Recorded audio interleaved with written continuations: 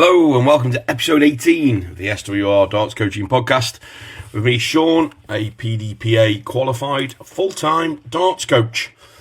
This is going to be quite a short little podcast, to be fair, for episode 18. I had planned to hopefully get a guest on, but it's just not planned out the way I wanted it to.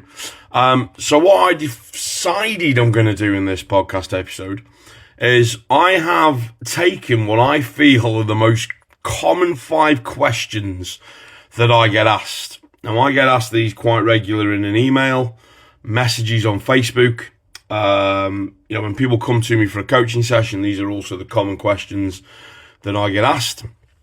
So I thought, well, I will take these 5 that I thought of, and I'm going to answer them here on this podcast, or give my answer to the questions on this podcast. So again, if people, are out there wondering any of these particular questions that I'm about to go through, these are my answers. These are the answers that I will give to the player if they had asked me the question via Facebook, via social media, or like I say, most of the time, some of these get asked in person when they arrive at the session.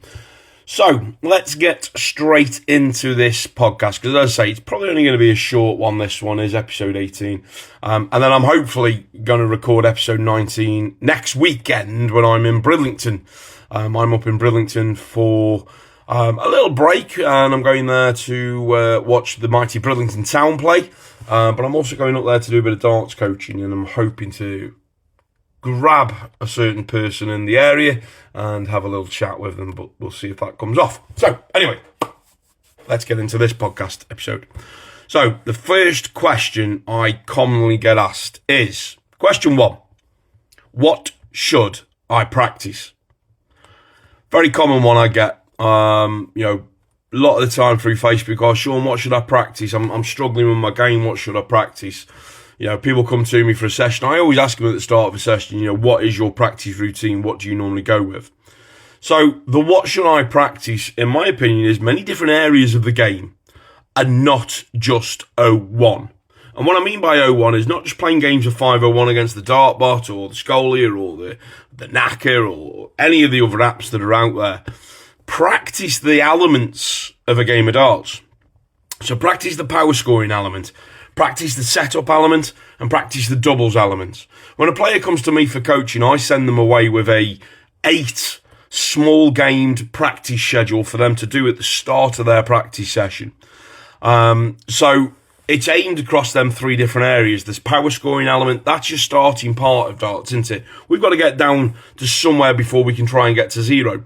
So them first initial few hundred scores is the power scoring element. So practice the power scoring element. Practice your setups. Best setup game in the world, without a shadow of a doubt, is 1-2-1. Playing 1-2-1 up to a certain score that you want to get to in a period of time with either a set target or a set, circumstance is fantastic. And then doubles. Listen, I'm not an adversary for saying playing around the world on the doubles. You've got to throw all darts at 1 until you move to 2. I prefer to play where you've got 21 darts at a double, and you go double 1, double 2, double 3, or you can go clockwise, so 1, 18, 4, etc. And you only get 1 dart at that double. So you've got 21 darts, and you've got to see what score you can get. You can play it whereby the double's worth the value that it is, or you can play it where, like the JDC similar, where it's 50 points per double. But I feel that's one of the better ways to practice the doubles. So with the what should I practice, my answers to that 9 times out of 10 are make sure it's structured and make sure it's focused across the main 3 areas of the game of darts. Second question I get asked quite regularly is, what darts should I use? This can also be twisted a little bit to what's a good dart for a beginner. I scratch my head with this one. What darts should I use and what darts are good for a beginner? Listen, that is not really my area of expertise. I encourage players to sort of go mid-range on the weight. So, your 24s, your Winmau Tuscans, Red Dragon do a dart as well, which is really good. I think it's called a Javelin. I might have that wrong, and I apologise if I have. Maybe look at them type of darts. But ultimately, get yourself into a dart shop. Go down to your local shop if you've got one. Try out some darts. Go and visit, go try other people's darts. Just try and find something that fits you, something that's comfortable to you. You're the one who's got to throw them, okay? You're the mechanic of that dart, so you've got to be comfortable with what you're throwing. So the what dart should I use? I'm always saying, listen, you want to make sure that it's something that's right with your grip. So if you're a central gripper of the dart, you want a centrally weighted dart ideally. If you grip near the rear, if you're going to get a dart that's centrally weighted or rear weighted, that's ideal. If it's front weighted, you're throwing the weight out to start with. So the best way to find the darts for you is literally to get out there and try some various different darts. There is no one dart fits all. A lot of people go out there and they'll buy the Luke Littler darts. They'll buy the Nathan Aspinall darts. They buy the darts of the player who's doing really well at the moment because they're good darts in their eyes. Them darts are doing well by that player. It doesn't necessarily mean them darts are going to be great for you. I mentioned here on the podcast in the past, I had a gentleman come to me once with 3 DeWalt toolboxes full of darts. And all he did is he used the set of darts of the player who was playing well at the moment. That's not a way to find what darts you should use.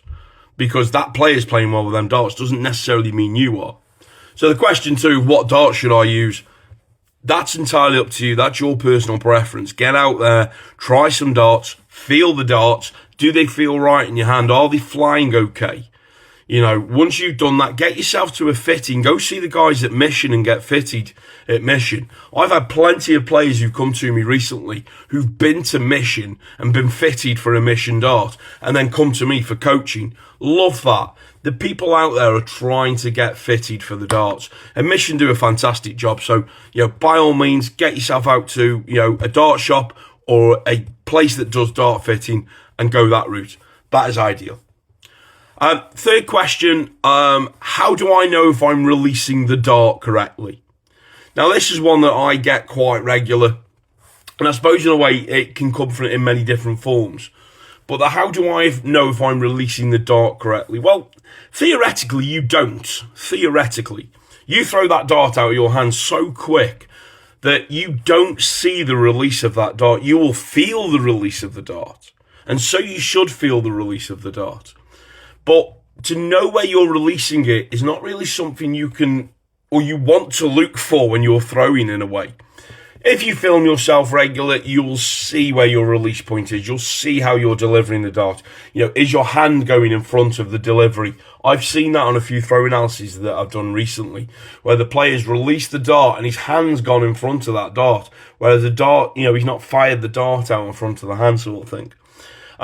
Releasing the dart as well comes in another form of, we talk about the follow through quite a lot as darts, darts players, darts coaches. Is it a follow through though, or should we just be looking to commit the dart to the line of throw?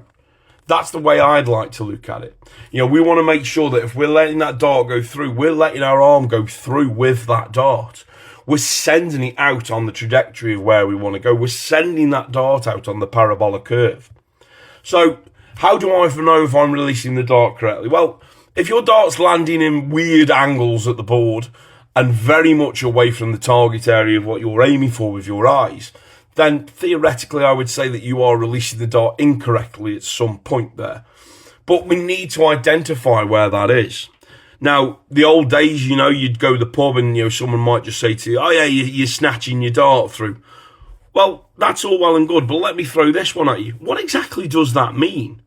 What does your snatching the dart through actually mean? Is there an actual terminology for snatching the dart through? So, again, how do I know if I'm releasing the dart correctly? Well, you don't.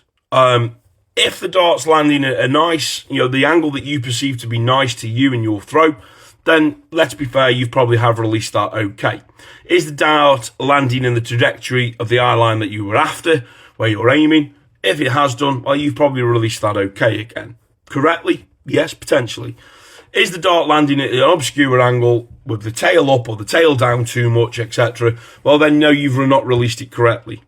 For us as coaches, we can identify that. We can identify how that dart is being released. So we can help you and guide you in the process of understanding the releasing of them darts. So, how do I know if I'm releasing the dart correctly? Film yourself, review your film, send your footage away to a darts coach, let them analyse it. A great little plug time here, I suppose, for me. I do throw analysis videos. So, drop your video over to me for a throw analysis. Let me analyse your throw. I will help you as much as I can to see if we're releasing the dart at the right point. Okay. Question number 4. This is one that has been common these past few weeks. I want to become more consistent with the game, or how can I become more consistent? Now, consistency, in my opinion, does come in many different forms. So, if you imagine now the dartboard in front of you and you've thrown 3 darts, and all them 3 darts have all landed in exactly the same position, it's exactly the same spot as almost, on the head of a pin. But the position they've landed is all in the corner of the big 1, which touches the treble 1, the treble 20 and the big 20. So it's right there in the corner of them 4 segments. Now, the question I will ask you is, are you happy with them 3 darts all being in the same position there in the big 1? And your answer right now, or you're probably shaking your head, I'd imagine, is no, I'm not happy with that. But they are consistently thrown darts. They are consistent darts. Yes, it's a score of 3. But if them 3 darts have all gone in the same angle, the same position, right in that corner, they are consistently well thrown darts. You can't deny that. So when we look for being more consistent, in what way are we asking to be more consistent? Now, I'm guessing most people are going to turn around and go, well, I want to be more consistent in hitting the treble 20, Sean, not the 3 darts in the single 1. Okay, yeah, I get where you're coming from. So, how do we get more consistent with throwing straight line darts? Let's say that then. Well, how we get more consistent, in my opinion, again, with the straight line darts, is making sure that we're delivering the dart all the way through on that committed line of throw, throwing the dart out on the parabolic curve from our dominant eye down the eye line. Now, there's a bit of talk about dominant eyes recently that I've noticed around the chatter of the dart world. I still believe in the dominant eye. We've all got a dominant eye. Sometimes it can change, apparently, but you can read up the science if you will. We have got a dominant eye. So if we can consistently throw that straight line dart from our dominant eye, excuse me, on a committed line of throw, we're helping to build that consistency. And the best way to build consistency in our mechanics is the practice element. Making sure that we're doing the right practice. So, your 99 darts at 20. It sounds boring, I get you. But you're throwing them straight line darts. You're seeing how many of them darts you can get down in that line. So, how can I become more consistent? Practice, structure. Making sure, though, that you are trying to deliver that dart the same every time. But remember, consistency comes in many different forms. If you put 3 darts in the single 1 all together, they're still consistently thrown darts. So think of it that way. And the 5th one, I get a hell of a lot. And I don't talk about averages when people come into the coaching sessions with me. I had a gentleman a few weeks ago who brought me some printouts of his recent darts games to show me his averages and show me how he was doing. And, well, brilliant, thank you very much. I just wasn't interested in that. Because averages, in my opinion, can be the killer of the game. We chase averages a lot. But the common 5th question I get asked is, how do I go from being a 45 average player to a 70 average player? Now, when I get asked that question, one of my first things I would reply back to them with, what's your time scale? What's your time goal for that? What's your time target? Most of the time I get, well, I want it to happen as soon as possible. Okay, that's not going to work that way. How do we go from being 45 to 70? Well, we want to do it in small increments where we can. So I've always joked that when people come to me for a coaching session, if I can help them with understand their pre-throw routine, their structure to how they approach the hockey and get set at the hockey line, doing that can add 3 to 5 points on that AVG. I do believe that. Making sure that you're set correctly, you're programming your brain into what we're about to do, I do believe can add 3 to 5 points on the AVG. Moving away from that, how do we get extra points on that AVG? Well, again, it is very much about the practice. It's very much about understanding what we are doing as darts players and why we do it as darts players. Understanding the mindset that we can be in when we are darts players. I'm not going to get into the mindset here, but you know, if you come to a coaching session with me, I do talk quite a lot about the mindsets and everything. But it's that chasing element for me that is a worry for darts players. We want to go from being a 45 to a 70 in the space of a week. Is that possible? I'm not going to sit here and say it isn't, because it probably is. But how would you go from a 45 to a 70 in a week? Practice, obviously. Yeah, I agree with you there. Getting some structure into that practice, 100% I agree with that as well. But is it just about playing them 1-2-1 games? Is it just about playing 0-1 games? I think it's more than all that, to be honest. And I think if you want to go from being a 45 to a 70 AVG player, you've got to look at a time scale of when you want to get there and how you want to get there. You've got to be disciplined. You've got to be dedicated. Of course you have. But it's a long process to go from that 45 to 70 step. You know, a lot of people will say at that distance as well. But let's say, right, I'm a 45 AVG. Can I get to 55 by the end of the month? So I'm giving myself normally 4 weeks there, aren't I? I'm giving myself 4 weeks to structure stuff, get some actual structure in place to get up them 10 points. At the end of the month, am I close to that 55 AVG? Yes, I am. Sweet, nice. Now can I get to a 60 AVG by the end of this month? So I'm now only going up by 5 points, but I'm shortening the goal, but I'm keeping the time level the same. And the reason I'm keeping the time level the same is because I'm trying to do it over these increments, over these smaller increments here and there. We've got to improve every area to get to that 70 AVG. We have to improve the power scoring because we need to get down to the setups better. We've then got to improve the setups, and the setups is then leading us to the doubles, and the doubles is 9 times out of 10 what will knock down your AVG. So we need to increment it as we go through. Now, I get a lot of players don't want to do that. They want it instant. We want this instant thing. Luke Littler didn't get it instantly. Humphreys didn't get it instantly. A lot of players don't get it instantly. It's about time and work. Smart goals. I will do a podcast episode one day on smart goals. I really will. But how do I go from being the 45 AVG to a 70 AVG? And my answer to that is giving yourself good structure and time. If you're not willing to give yourself the structure of your practice and the time to implement it over a very much a course of months, potentially a year, potentially years, put the S on the end, then I don't know any other way you're going to do it. People will do it, and I'm not denying that. There will be people that will disagree with me on this podcast, I'm sure of it. But that's where we are. So, the 5 common questions. What should I practice? Make sure it's structured and it's around the key elements. What darts should I use? Get yourself to a dart shop. Get yourself out there, try some darts, get something that you feel comfortable with. How do I know if I'm releasing the dart correctly? Visit a darts coach. Let someone who understands the game and has the knowledge of the game to help and guide you. How can I become more consistent? Through good structured practice, but acknowledge the level of consistency that you're happy to take. And how do I go from being a 45 to a 70 average player? Give yourself time and dedication, and you can get there. But it's about giving yourself that time and that dedication. Okay. I hope you enjoyed this quick episode. It's only a short one. If you've got any questions, feel free to fire me over. Drop me an email, info@swrdartscoaching.co.uk. If you've got a topic you'd like me to talk about in a podcast, again, fire that over to me as well. I'll happily look at it, and I'll happily try and create a podcast around that topic.